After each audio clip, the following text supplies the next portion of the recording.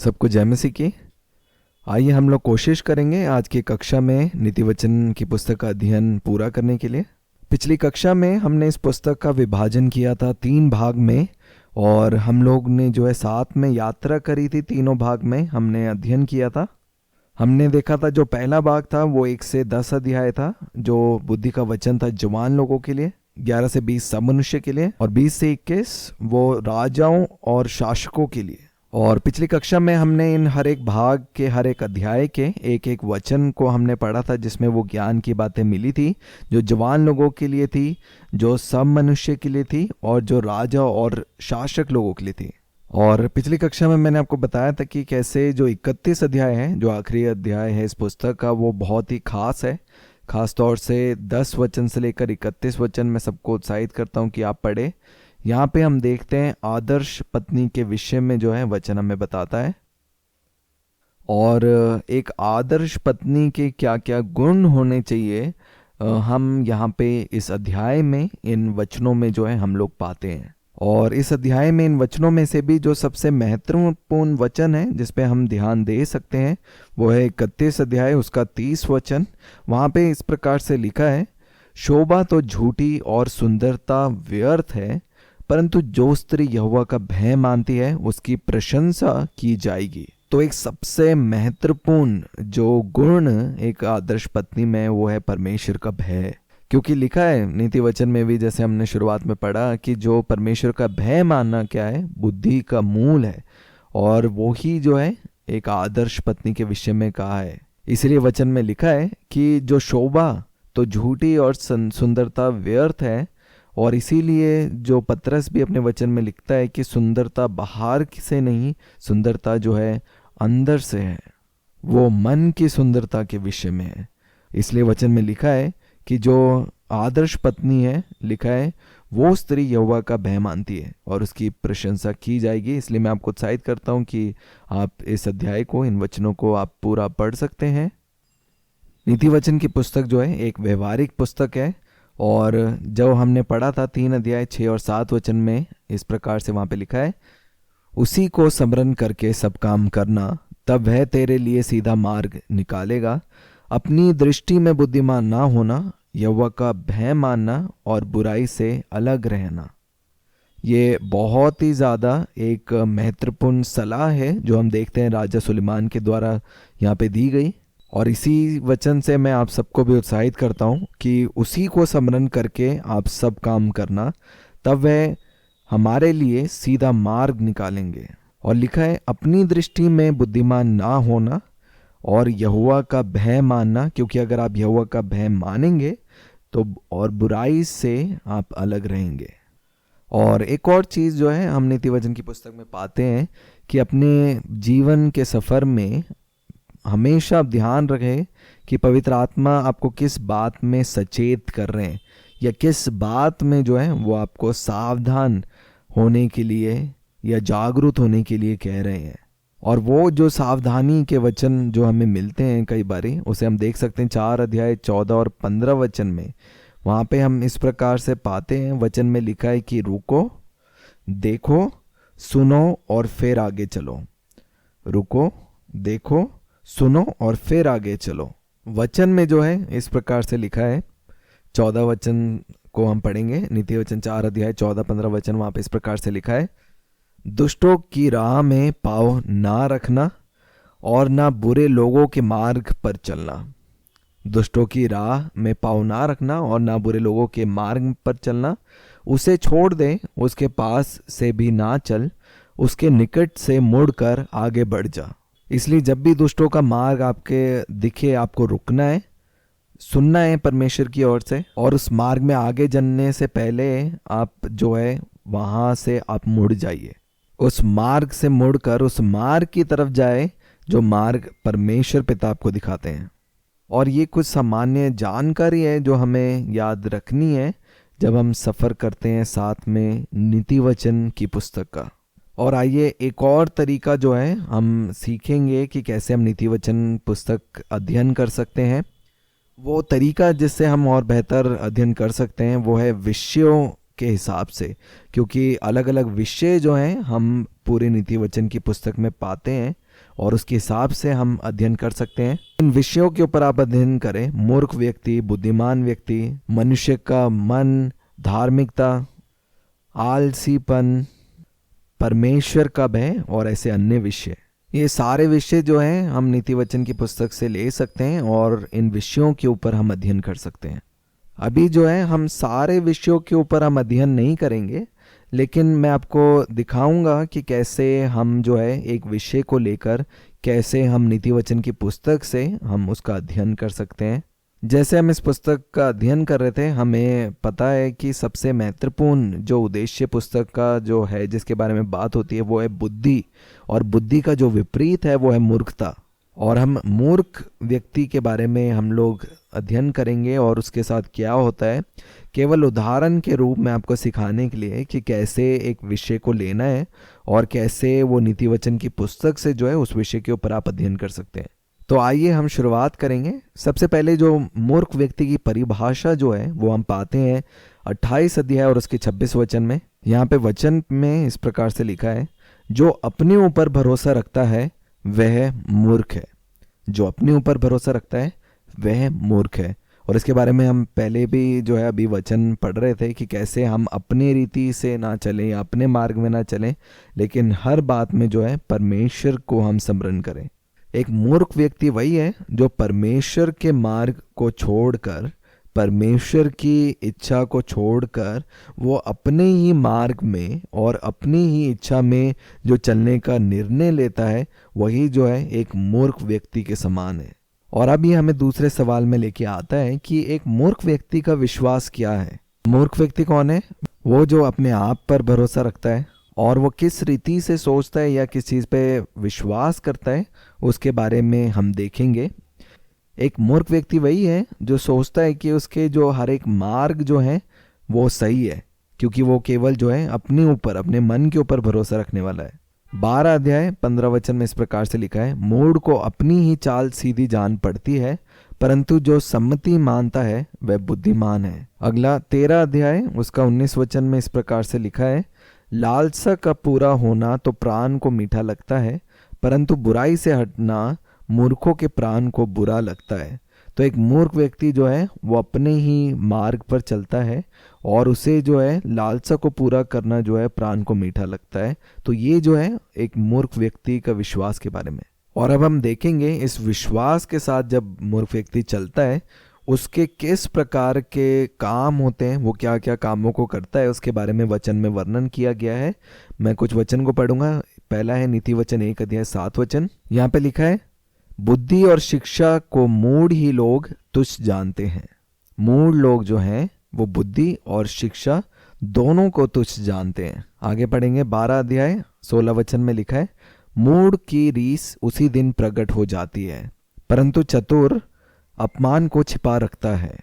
आगे पढ़ेंगे 12 अध्याय 23 वचन।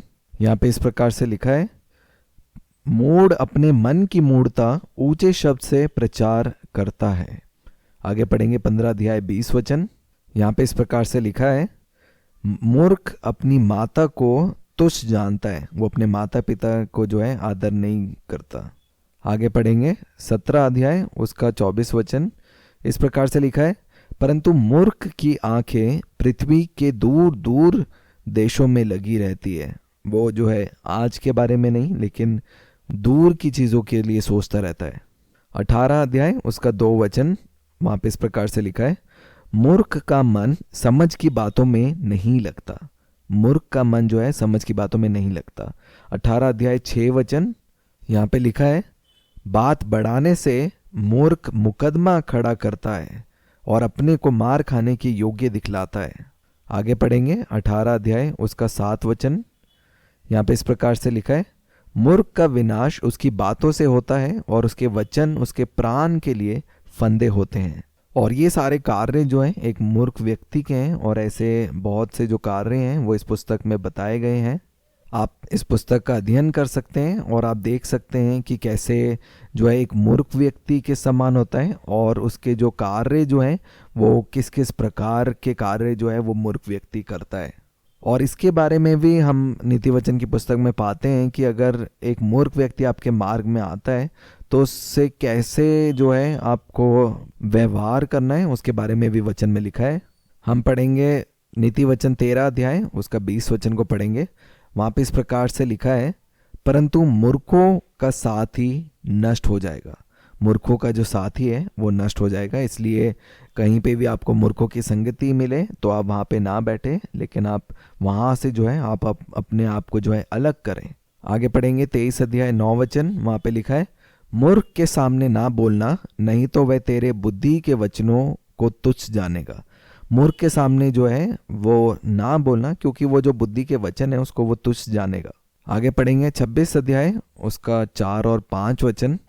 यहाँ पे लिखा है, मूर्ख को उसकी मूर्खता के अनुसार उत्तर ना देना, ऐसा ना हो कि तू भी उसके तुल्य ठहरे। मूर्ख को उसकी मूढ़ता के अनुसार उत्तर देना, ऐसा ना हो कि वह अपने लेखे में बुद्धिमान ठहरे। तो यहाँ पे वचन कहता है कि जो मूर्ख जो है प्रश्न पूछे या आप उनका उत्तर ना दें, लेकिन अगर आप बोल रहे हैं तो आपका जो प्रश्न जो है वो इस प्रकार होना चाहिए कि वो जो है बुद्धिमान ना ठहरे। इसलिए जो है आप उनकी संगति से आप अलग रहें। और 5वां हम देखेंगे, एक मूर्ख व्यक्ति का जो अंत है वो किस समान होगा, वो भी इस पुस्तक में वर्णन है। हम पढ़ेंगे नीति वचन 3 अध्याय उसका 35 वचन। यहाँ पे लिखा है, मूर्खों की बढ़ती अपमान की ही होगी। आगे हम पढ़ेंगे नीति वचन उसका 11 अध्याय और उसका 29 वचन पढ़ेंगे। यहाँ पे इस प्रकार से लिखा है, और मूढ़ बुद्धिमान का दास हो जाता है। जो मूढ़ है वो बुद्धिमान का दास हो जाता है। इसलिए आप मूढ़ व्यक्ति ना बने, आप बुद्धिमान व्यक्ति बने। और जब हम मूर्खों के बारे में सीख रहे हैं, इस पुस्तक के में विषय में अध्ययन कर रहे हैं, ये भी अच्छा है कि हम देखें कि यीशु मसीह इसके बारे में क्या सोचते हैं। यीशु मसीह ने अपने समय में जो है मूर्खों के लिए बोला, इसके विषय में हम पढ़ सकते हैं लूका का सुसमाचार उसका 12 अध्याय और 20 वचन। यहाँ पे जो है वचन में इस प्रकार से लिखा है, वो धनी व्यक्ति के बारे में, परंतु परमेश्वर ने उससे कहा, हे मूर्ख, इसी रात तेरा प्राण तुझसे ले लिया जाएगा। तब तू जो कुछ तूने इकट्ठा किया है वह किसका होगा। ये उस व्यक्ति के बारे में है जो सोचता था कि उसके पास सब कुछ है खाने के लिए और अब जो है वो अच्छे से रहेगा। लेकिन यहाँ पे वचन में लिखा है कि परमेश्वर उनसे पूछते हैं कि ऐसा ही वह मनुष्य भी है जो अपने लिए धन बटोरता है, परंतु परमेश्वर की दृष्टि में धनी नहीं। क्योंकि एक मूर्ख व्यक्ति, आपको मालूम है, कभी सोचता नहीं कि वो मरेगा, लेकिन एक बुद्धिमान व्यक्ति जो है वो हर दिन जीता है। और वो हर दिन को जीता है इस प्रकाशन में कि वो जीवित परमेश्वर है और कैसे यीशु मसीह का दूसरा आगमन होगा और वो हमें बादलों में ले जाएंगे। और मूर्ख व्यक्ति जो है इन बातों को नहीं जानता। और एक मूर्ख व्यक्ति का अंत जो है वो इसी समान होगा, वो जो है बुद्धिमान का दास होगा। और जैसे लिखा है वचन के दूसरे भाग में कि वो जो है जो धन उसने अपने लिए इकट्ठा किया है वो उसके लिए जो है अधिक मूल्य होगा, वो धन नहीं जो वो स्वर्ग राज्य में जो है वो इकट्ठा कर रहा है। इसलिए ज़रूरी है हम अपने लिए जो है इस पृथ्वी पर जो है वो धन ना इकट्ठा करें, लेकिन हम स्वर्गीय धन की ओर हम लगे रहें। तो 5 जो महत्वपूर्ण बातें हैं इस विषय के बारे में हमने सीखी।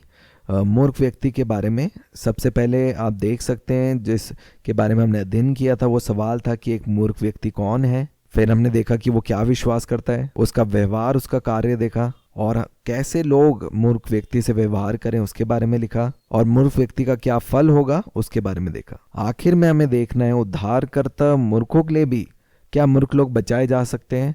हाँ बिल्कुल, एक मूर्ख व्यक्ति का भी जो है उद्धार हो सकता है। इसलिए ज़रूरी है कि हम जो है शुरुआत के चीज़ों को हम सीखे, बुद्धि के विषय में जो है परमेश्वर का भय मानना। एक मूर्ख व्यक्ति को भी वो शुरुआत चीज़ को सीखना ज़रूरी है कि परमेश्वर का भय माने और परमेश्वर पे संपूर्ण भरोसा रखे।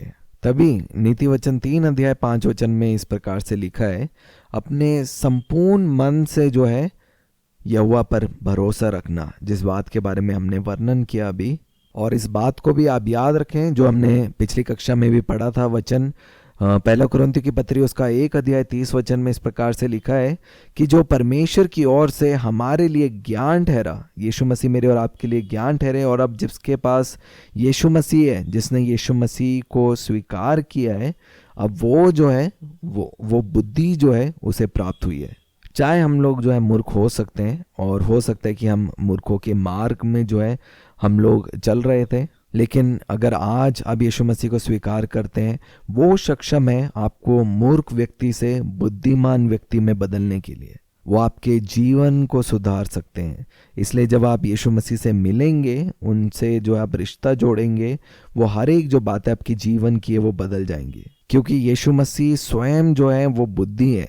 और जब एक मूर्ख व्यक्ति यीशु मसीह को स्वीकार करता है, वो स्वयं जो है बुद्धि प्राप्त करता है जो यीशु मसीह की ओर से है, और वो अनंत जीवन को प्राप्त करता है।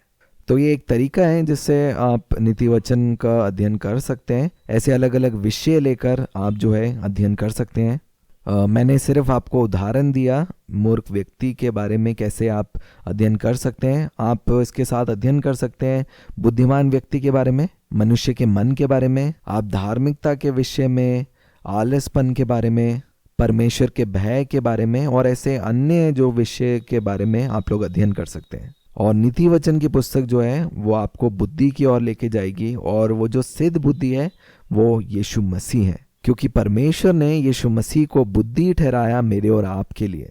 इसलिए अपने संपूर्ण मन से आप परमेश्वर पे भरोसा रखें, उस बुद्धि को आप प्राप्त करें। अपने हर एक कार्य में, अपनी सोच में हमेशा जो है आप उनको स्मरण करें, क्योंकि एक बारी जब आप यीशु मसीह को आप थामेंगे, वो आपके जीवन को बदलेंगे और आपको अनंत जीवन तक लेके जाएंगे। मैं और आप उस धनी मूर्ख व्यक्ति के समान ना बने जो सोचता था कि मेरे लिए, मेरे जीवन के लिए सब कुछ जो है मैंने इकट्ठा कर लिया है। जैसे वचन में लिखा, उस व्यक्ति से कहा कि आज ही जो है तेरा प्राण जो है तुझसे ले लिया जाएगा। लिखा है, हे मूर्ख, आज ही तेरा प्राण जो है तुझसे ले लिया जाएगा। और जब परमेश्वर ऐसा कहेंगे तो वो अनंत जीवन हम कहाँ पे बिताएंगे। इसलिए जरूरी है इस बारे में हम सोचें। और अगर हम बुद्धिमान व्यक्ति हैं, हम लोग यीशु मसीह को चुनेंगे, हम अपना जीवन यीशु मसीह के साथ जिएंगे, और मैं और आप भी बुद्धिमान ठहरेंगे। बुद्धिमान के साथ चलेंगे, हम स्वयं बुद्धिमान बनेंगे। लेकिन अगर एक मूर्ख व्यक्ति के समान चलेंगे तो फल जो है मृत्यु को पाएंगे। इसलिए आज यीशु को चुनें और एक बुद्धि का जीवन आप जिएं, और अपने विरासत में उस अनंत जीवन को पाएं। ये वो संदेश है जो नीति वचन की पुस्तक जो है हमारे बीच में देती है। और मेरा विश्वास है आपने नीति वचन के अध्ययन को हमारे साथ समझा। धन्यवाद आप सबका इस अध्ययन में हमारे साथ जुड़ने के लिए। अगली कक्षा में हम अगली पुस्तक का अध्ययन करेंगे, सबोपदेशक की पुस्तक, उसके बाद श्रेष्ठ गिफ्ट, और उसके साथ हमारा जो कविताएं पुस्तकों का अध्ययन समाप्त होगा, और फिर हम भविष्यवक्ताओं की पुस्तक का अध्ययन शुरू करेंगे। धन्यवाद सुनने के लिए। परमेश्वर पिता आप सभी को आशीष दें।